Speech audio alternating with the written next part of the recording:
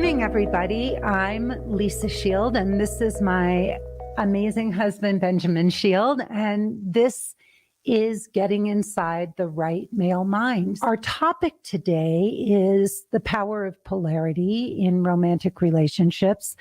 And this was brought up in our course, in our Emotionally Naked Dating course. It is a 12-week program for women who just wake up one day and decide that they want to get this solved. They want to find true love. They know that there is something extraordinary missing in their lives, and they are done YouTubing and reading dating books and trying to solve this mystery on their own. If you're interested in just finding a solution to what for many of you has been a lifelong struggle in the area of love and relationships, we can show you how to just get this solved. All right, babe, let's talk about polarity. Should I read the definition of polarity? Well, polarity is the idea that there are opposites and that opposites attract, like a magnet. A positive would attract to a negative. And if they're both the same polarity, they would repel. And what is that polarity in a romantic relationship? What are those two forces? Well, the feminine and the masculine. Right. Yeah. And where it's the feminine and the masculine, and these are feminine qualities or masculine qualities, and it's important to maintain that polarity. It's also important to remember the commonalities between the two. So it's not just men are this way, women are this way. Commonality attracts as well. Well, I think the commonalities, babe, make the friendship. The commonalities, the ways in which a couple or two people are similar, their values and all, that is what creates the friendship. But what creates the fire are those two opposing forces when, he's confident and secure masculine and she feels confident and secure in her feminine. It's almost like, the stars colliding or something, and you get sparks, right? You just get sparks when those two forces come together. Right. We just have to see the romantic comedies of the 1940s and the Cary Grants and Lauren Bacalls and the Humphrey Bogart. Yeah, the magnetism between the sexes, or it could be within the same sex, depending on the relationship. Yeah, that when you have those two opposing forces, and the greater the polarity, the more intense the attraction, right? Like the more a man is able to show up in his masculine and the woman is able to be in her feminine. As I'm talking about this, something that I'm realizing is that a lot of what goes awry, we're all longing for this kind of connection, right? Because it's so beautiful. There's an aliveness, there's something, a power, a magic to that connection when it happens. But so often men are not being men and women are not being women. And then, in a romantic context, if that's not there, if a man is trying to get a woman to open up or be feminine, or a woman is trying to pull a man along, it's just, it's excruciating. Right. It's awful. It brings us to the polarity within the sexes themselves. Like for a man, on one side of the spectrum is the nice guy. The overly nice guy. He has no boundaries. He feels like he doesn't have a backbone. And on the other end of that spectrum is the male toxicity, the toxic masculinity. And it's finding that ground in between where one can still be kind and still be masculine. A man who feels he needs to be a nice guy feels that he has the rules that he needs to be the nice guy, or the toxic masculinity. The toxic man feels he has to act that way. And the truth is they're both trying to prove something. Exactly. And they're both trying to impress. Right. But they're doing it by having a presentation. And presentations are like filters that separate a person from another person. And just like a woman may have a polarity, in the feminine, where on one end it's seeing people come into my practice that have been, I'll just use the term Malibu Barbies. And I say that because they're chasing a presentation, surgery, they're chasing the latest style of shoes and the latest bag, hoping that that will attract a man or they will be attractive. And on the other end of that is the corporate woman who has had to show her masculinity in a masculine world, in a masculine corporation. So both are presentations, both interfere with being with another person. Yeah. Wow. One of the most stunning examples of all of this was in Mad Men. And I don't know if you saw those episodes, but where Don Draper was having an affair, a relationship, I think he was already divorced, with a woman psychologist who they had brought into the advertising firm, to look at the psychology behind the ads. And she was that corporate woman, that new emerging archetype, right, from the late 60s, early 70s. And she was smart, she was worldly, whatever, she was educated and corporate, very masculine. And they had this connection and this kind of sexy relationship, but something wasn't, for a Don Draper, she was too much like him, for his masculinity to really flourish, right? In one of the episodes, his ex-wife couldn't take the kids and he had to go for business to California. And then he just at the last moment asked his very feminine French-Canadian secretary if she could join him to take care of the kids, because he couldn't watch the kids while he was working. And he came back from a business meeting and he saw her just being this Madonna type, this mother playing with the kids and so feminine and nurturing and right. And in that moment, he fell in love with her. And that other woman was toast. And he wound up very shortly after that proposing to his secretary. And the other woman was so angry. She was so upset, but she was no match for that because this other woman just was the pure embodiment of the feminine. Yeah. And conversely, if a man is too nurturing, too soft, it doesn't allow for the feminine in the woman. They're competing for the same job.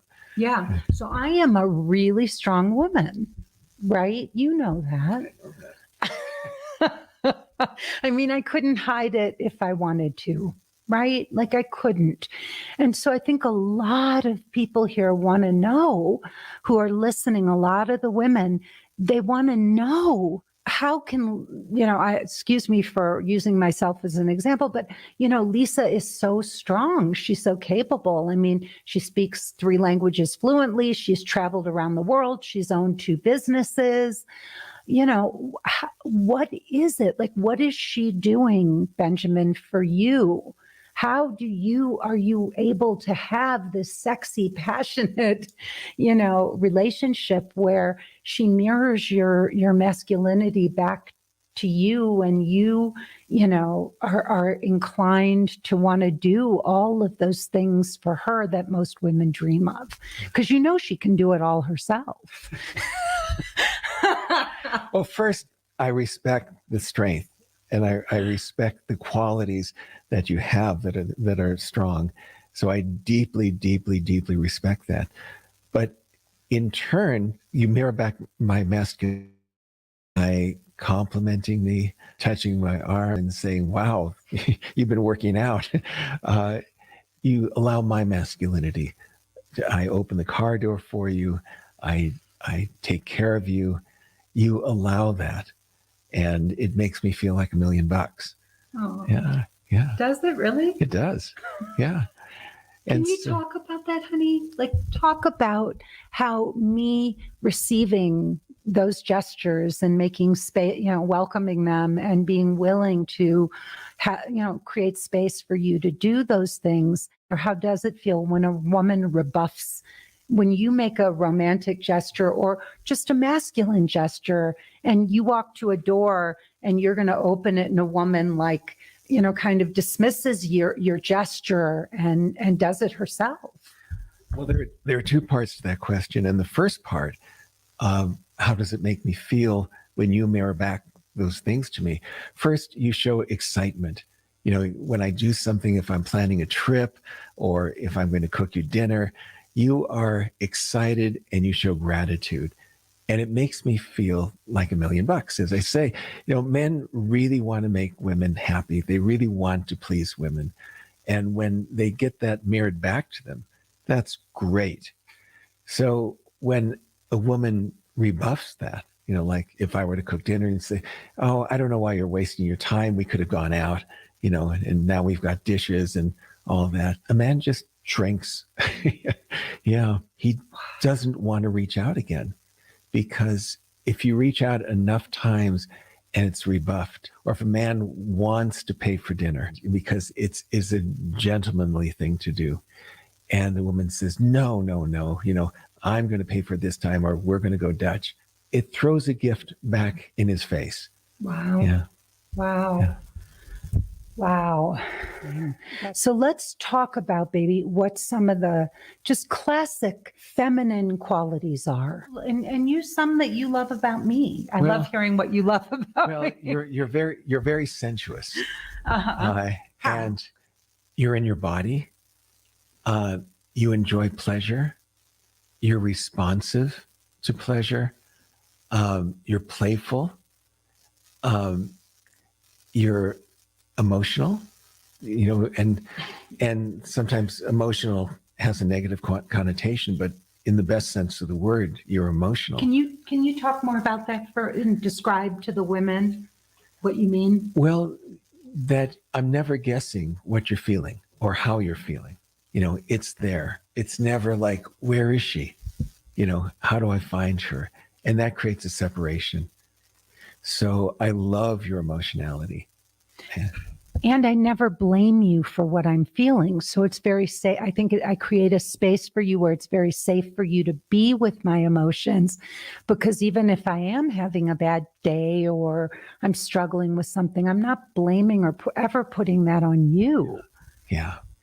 And again, I've said this many times, but the secret to our relationship is that you don't take things personally. Mm-hmm. So just as an aside, if I'm having a bad day or a grumpy moment, it's not like a diamond that gets like a little crack, and over the next 3 days, it becomes this big chasm and, of coldness and not talking. I have experienced that. Don't ever read my journals. It's all in. No, I'm kidding. I don't journal. But. And I think another way that you show your femininity is playfulness, mm-hmm. And that brings out my playfulness. And and I laugh at your jokes. That's true. I laugh. I mean, I just think not many people would. There are a lot of dad jokes in there. No, no, he's incredibly, brilliantly funny. And witty. Yeah. When I think of femininity, I think of a woman being comfortable in her body. When a woman is in the latest Louis Vuitton bag or plastic surgery, whatever it may be, they're not really in their body. They're chasing something outside of themselves. And men are attractive to women who get their pleasure from inside their body. I remember our first date when I got lost. I apologized and I said, I've gotten lost. And you said, oh, I'm just here enjoying myself. And that was the most sensuous, feminine. It wasn't blaming like, hey, I thought you weren't going to show up or this or that. You turned it internally to pleasure. And I could feel the pleasure, mm-hmm. and the non-blaming and the non-shaming, because shame is the worst thing a man could feel. And also a woman who could be okay, like in a moment where everything wasn't going right, she could be okay with it. She was in her body. She was just going with the flow of life. Yeah, there's something really beautiful. It's a good answer, ladies. You borrow that one from me anytime. Yeah. Yeah. So I think a quality of femininity is safety. Mm. Also, that a man could feel safe with the woman, of just being a man, sometimes overreaching, making mistakes, and not being blamed or shamed or made foolish. And being made to feel that he's enough. Yeah. That, we always worry, am I good enough? But making that man feel like he's good enough, right? I remember on our 5th date when we were at Whist, and I fell in love with you. And I looked around and I thought, this man, this life, if it never gets any better moment right now, this would be enough. And that's, I think, creates that feeling of safety and security too, that you feel in the relationship. Yeah, because you are enough. You are more than enough. Way more, baby. It means that, and I've been in relationships where I've had to go outside of my center, outside of my natural frequency, to try to be someone for someone that I felt I needed to be attracted to that person, and to be able to settle into my natural frequency and to be with a woman who's in her natural frequency. And those frequencies are different. Mm-hmm. Yeah. But it's being in our natural frequency that's attractive. Yeah. And not feeling like we have to prove anything to each other. I think so many people are in relationships where a lot of the romantic passion and tension comes from being constantly dissatisfied and searching for something that's missing, and all the anxiety that creates, all that drama. And so they create a lot of the passion out of that, constantly having to prove themselves, fighting, arguing, emotion, and then coming together, having makeup sex but yeah, I mean, we just have this beautiful safe space where you're masculine. So some of those qualities, and I do want to talk, a little bit more. I'm just going to read a little bit of a list if I can, babe, so women can understand play, fun, feeling passion. These are feminine characteristics. Sensuality, Benjamin's been talking about being nurturing, emotionally nurturing. Women are sensitive. We feel the emotional ripples. We are in tune to the emotional well-being of a relationship in a way that a man may not be. He's attuned to other aspects of the relationship, but we take the emotional temperature. Women are sweet. We're sweet. There's a sweetness about a woman. We don't necessarily look for sweetness in a man, right? There is a warmth in a woman, a warmth and a empathy. Women are empathetic and compassionate. Those are qualities that I think men come to us for. Men are not empathetic or compassionate. It may show up differently, but they come to us for that. Yeah. They may be all of those things, but they don't lead with those things. Right. Yeah. Yeah. Yeah. But you also come to us. You don't go to a man for empathy and compassion. You come to a woman for that. Right. Men come to women because even friends, even with men they've known for years and feel close to, they can't get these qualities from another man. Right. It has to come from a woman. It has to, because those are not qualities that are encouraged. Men are not encouraged to show those qualities, even if you do have them, right? But you can experience them with a woman, but usually not with another man, right? Affection, tenderness, kindness, again, compassion and understanding. Those are all qualities that are associated. Those are the qualities that men come to women for. And then let's look at the masculine qualities, right? The qualities that are typically that women go to men for. We don't necessarily go to another woman. We may admire a woman's strength, but we don't go to other women for their strength. We're not drawn to our female friends because of their strength. We admire that, right? But we go to men seeking their strength, right? Their sense of direction and purpose.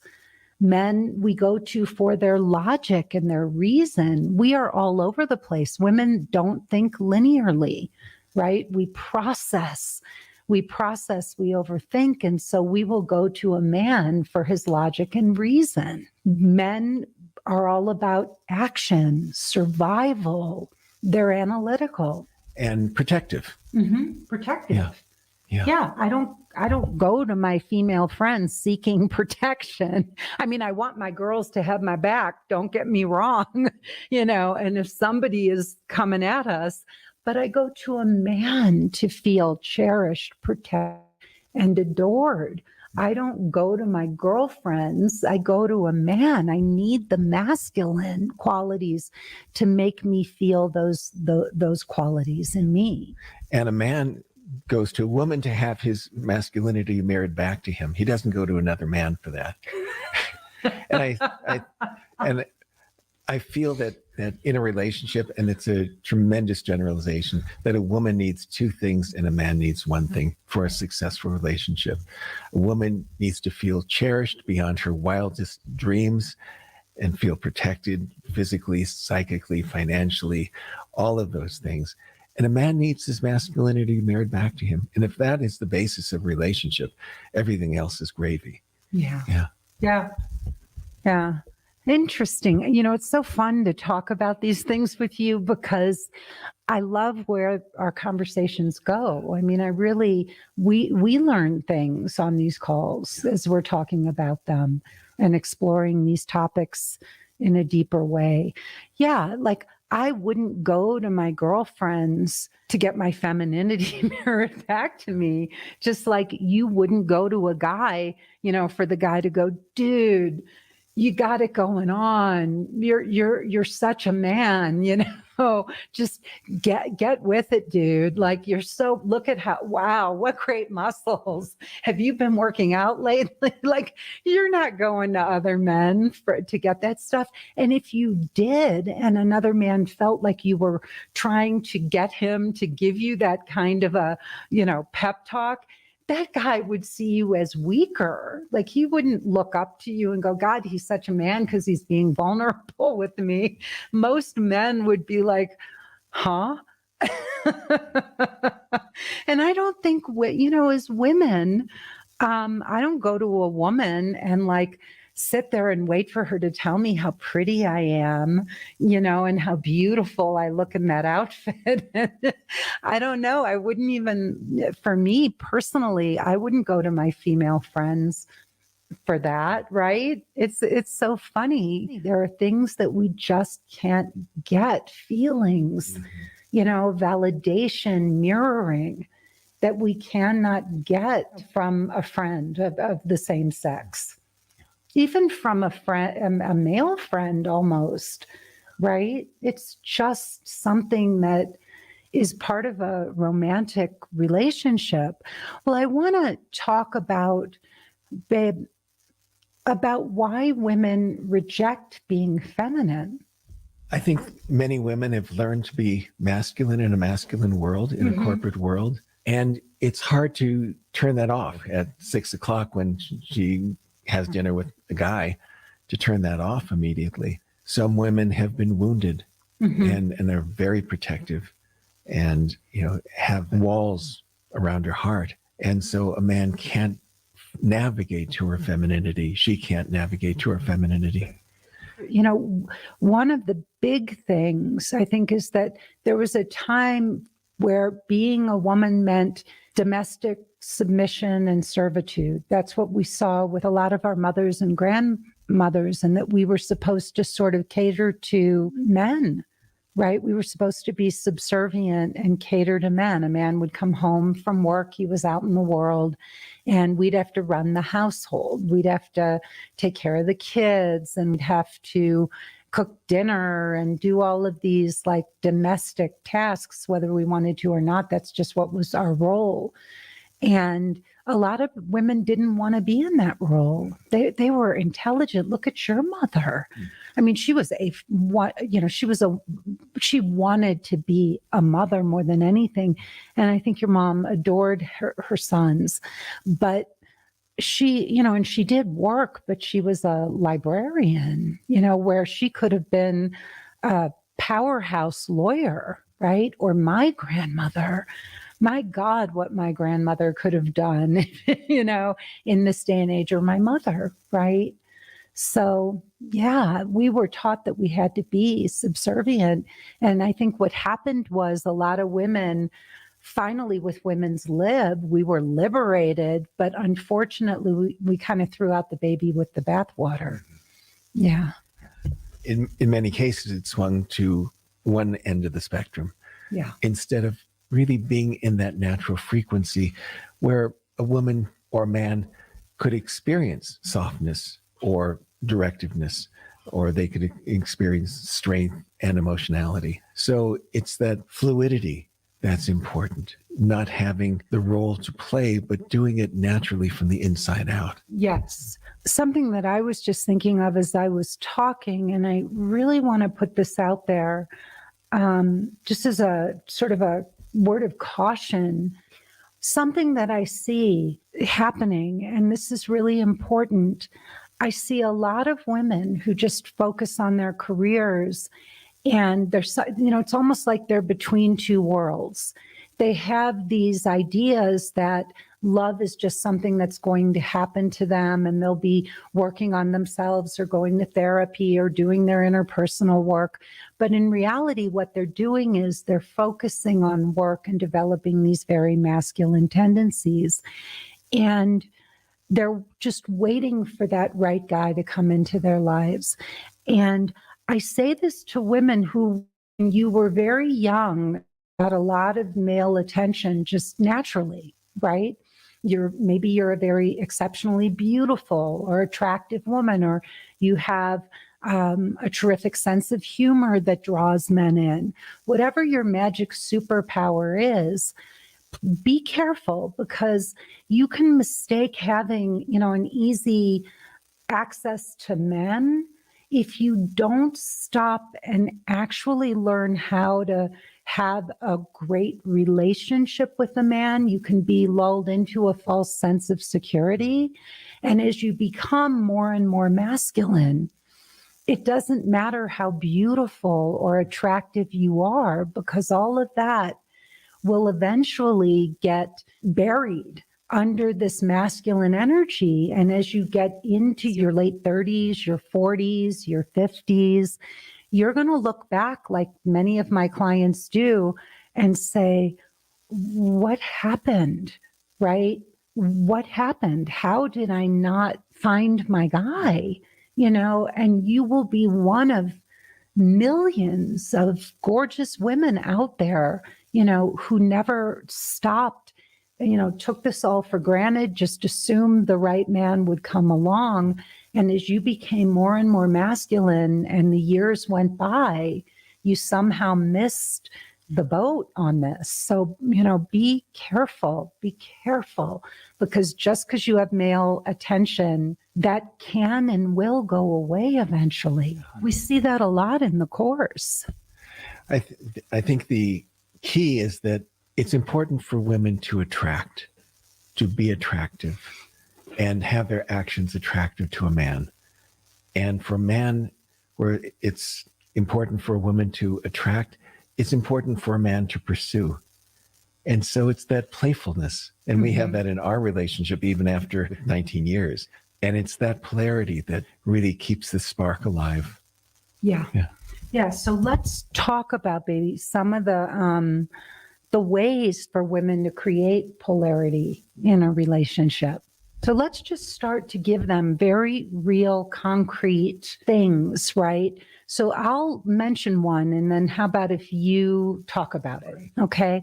So start allowing men to take the lead. Well, that allows a man to feel like a man, to be able to do things that makes a woman happy. So if a woman takes the lead, a man feels he's becoming subservient or not important. A man wants to feel important. He wants to feel important. He may not be getting it at work. He may not be getting it in other aspects of his life, but he needs to get it in his primary relationship. He has to feel important, and he has to feel like he's taking the masculine lead. Yeah. And so what women need to do is let go of the belief that men won't step up, right? We've become so capable in our masculine endeavors, and we are so good. We know what we want. We know how we want it done. And then suddenly we're supposed to sit back and let a man do these things for us. And that ain't easy because we're used to just getting stuff done, and we like it the way we like it, right? I've seen a generation of unhappy marriages. In my parents' generation, often the woman would be the head of the family, the strength of the family. And the man would be working, he'd be coming home, taking care of things, but the woman would be the strength. And those marriages were not happy marriages. Yeah. And I think in some ways she would just take over the house. And when the man came into the house, she was Lord and Master there, not him, right, for a lot of couples. Right. Mm-hmm. And that was emasculating for men like your father. Yeah. And I think my dad turned to alcohol and drinking to suppress some of those feelings, because I know my father said to me that my mother and grandmother were so close, and my grandmother was so much a part of the marriage. She was always there. And so for my dad, after working, he came home to the two of them, not one. And I think that was emasculating for him. Absolutely. And my father the same way, because my grandmother, my mom's mom, had lived with us. Oh. So it's walking into not a feminine environment, but an emasculating environment. Wow. Yeah. Wow. All right. So another one is to start to see the good in men and draw that out in them. And I do that a lot for you. Oh, absolutely. Absolutely. And what we've been with each other over all these years is what I call guardians of each other's souls. And that's what your program is really about, finding the guardian of your soul. So you're bringing out the best in me by protecting and guiding my soul and nurturing it.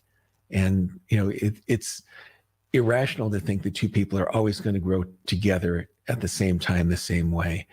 But if two people are guardians of each other's souls, if they nurture each other, the path of and journey of each other's soul, then they grow closer and closer and closer that way. And he says we won't grow at the same, just to clarify, because I'm still trying to catch up to this guy. He has been so patient and loving with me, but Benjamin has always also seen the good in me and the potential, and he knew how to nurture me. And, I got a lot of negative encouragement as a child, a lot of criticism that was meant to toughen me up, or, but things were said critically. And with Benjamin in this relationship, he has been so patient and kind and accepting of me. And, I can be slow. I don't know. I don't pick up on things quickly. And it's taken me a long time. But when I see through your love, what you've done for me, honey, and the patience that you've had with me, and you've just helped my own soul find its way and not expect me to to do it your way. I look at the man that Benjamin aspires to, I know his values, and I know what's meaningful to him, and I know how he wants to be seen. I see the ways that he wants to be in the world. And then I mirror those things back to him, the qualities, the values that I know he takes pride in. Thank you. And it's important for a man to be able to say, this is what I believe in. Mm-hmm. These are my core values. And the stronger they are, the more masculine a man is. And the core value could be kindness. The core value could be nurturing. But having the strength of those core values, the core values could be power, it could be whatever it is, but success, creativity. But saying, this is where I stand in the world. These are my values. And to live up to those values every day, that's incredibly masculine. Well, and then to have a woman who knows exactly what your values are and praises you every time she sees you being that way. I mean, I know what you value in this world. I know the kind of man that you are and are always striving to be.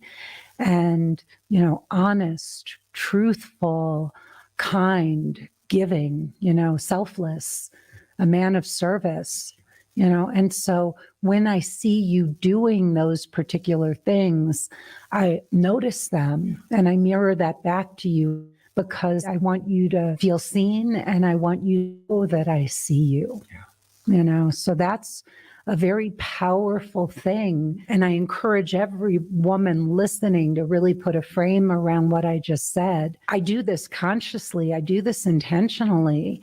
And I know the impact that it has on you. Yeah, it's a foundation of our relationship, this acknowledging and praising and witnessing and seeing that we do for each other. We're not just mirrors for each other, but we're magnifying mirrors for each other. I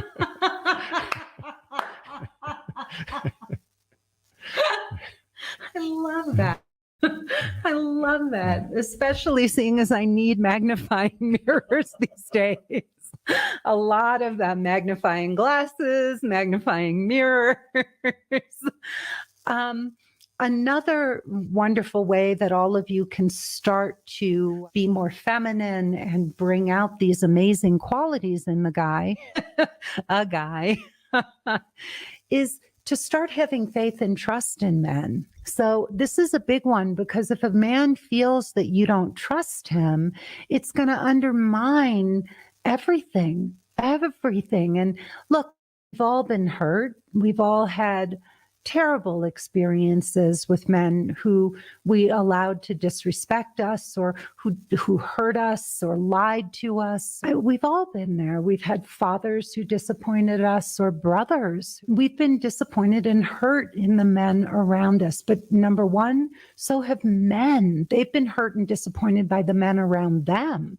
They've had horrible examples of what it means to be a man. There's terrible examples in the world of men who abuse their gifts and their power, but they've also been disappointed by women. There are sweet men, good men who have done kind and loving things for women or for their own mothers, or sisters who hurt them and broke their hearts.